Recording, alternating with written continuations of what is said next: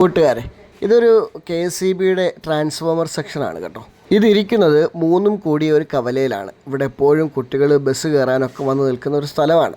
ഇവിടെ ഒരു വേലി പോലും, സേഫ്റ്റി വേലി പോലും ഇവർ KCB കെട്ടിയിട്ടില്ല. 2 ദിവസം മുമ്പുള്ള ഈ വാർത്ത ഒന്ന് കേട്ടെ. 7 മാസം മുമ്പ് മുതൽ നിരവധി തവണ KCBയിൽ നേരിട്ട് പോയി പരാതി കൊടുത്തിട്ടുണ്ട്.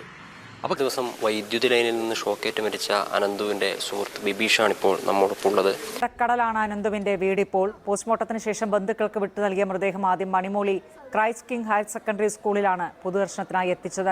ഇതുപോലുള്ള സ്ഥലങ്ങളിൽ ആർക്ക് വേണമെങ്കിലും ആക്സസ് ചെയ്യാൻ പറ്റുന്ന രീതിയിലാണ് KCB ചെയ്തു വെച്ചിരിക്കുന്നത്. ചെറിയ കുട്ടികൾക്ക് ഇതിനെപ്പറ്റി വലിയ ധാരണയില്ല. എന്തെങ്കിലും അപകടങ്ങൾ പറ്റിയതിനു ശേഷം പ്രിക്വേഷൻ എടുത്തിട്ട് എന്ത് കാര്യമാണുള്ളത്? KCBയോടാണ് ചോദ്യം.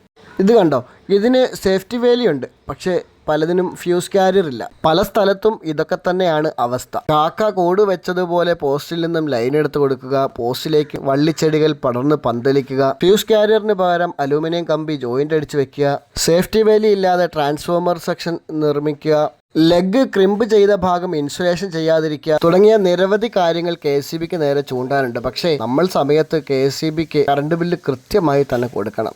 ചെയ്യേണ്ടുന്ന ജോലി ഓരോരുത്തരും കൃത്യമായി ചെയ്താൽ തീരാവുന്ന പ്രശ്നമേ ഇന്നുള്ളൂ. അലസതയും അലംഭാവവും ഒഴിവാക്കി ഇനിയും ആക്റ്റീവായില്ലെങ്കിൽ ഒരുപാട് രക്തസാക്ഷികൾക്ക് KCB മറുപടി നൽകേണ്ടി വരും. ചെയ്യുന്ന പണി വെടിപ്പായിട്ട് ചെയ്യണം.